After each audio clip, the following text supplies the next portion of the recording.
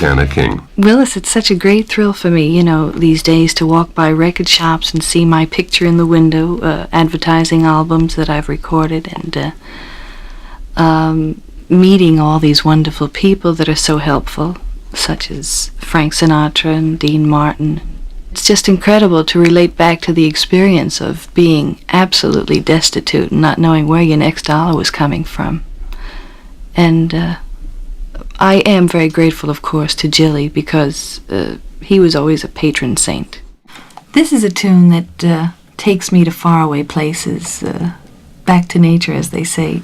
John Latouche, Jerome Morose's beautiful Lazy Afternoon from the Golden Apple.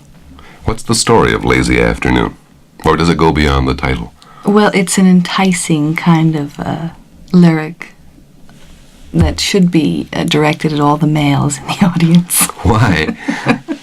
Well, it's a woman's concept of how to enjoy an afternoon with Mother Nature. I think you're ready for Lazy Afternoon, Morgana King. Morgana, musically, you have cut a pretty straight swath through the years as far as taste is concerned. Has it been difficult with what the music syndrome has been handing most performers? Absolutely. I was always pushed way out of the way as fast as people met me.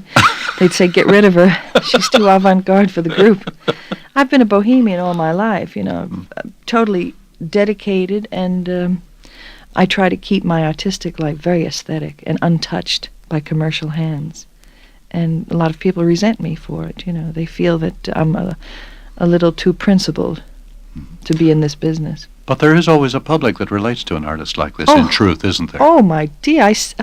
I've been working in clubs a good 25 to 30 years now in all the jazz rooms, from the avant-garde rooms in the Village up to, the Broadway Birdlands and what have you. And I see the same faces 25, 30 years later. I mean, I can fill the room now with all the people that were there 25 years ago. People searching. Oh, they're my babies. They're searching for taste. Yeah. Well, I tell you, right now, we're at a very high peak, because I think what's happened is the kids have finally started developing into some wonderful performers, marvelous musicians, and there's such a very wide variety of music today. Mm-hmm. There is no limit. I mean, jazz is honored today, thank God. Yes. I mean, this is the American music, jazz, and for years it was put down by the business as being something off the wall, and nobody wanted to touch it with a 10-foot pole unless they were absolute, astute, brilliant musicians, Yes. But today, the young contemporaries only want jazz affiliation. They don't want anything plastic, anything pretentious, no nonsense. If they get into nonsense, they do it with a high camp attitude, which is marvelous. And it's like they laugh at the spoof, and they go with it as a spoof, and they put it in its proper perspective. So I think musically, we can branch out very sensibly and very, very, very intelligently today. I recorded since 1953, and I had a following, but I mean, it was nothing incredible.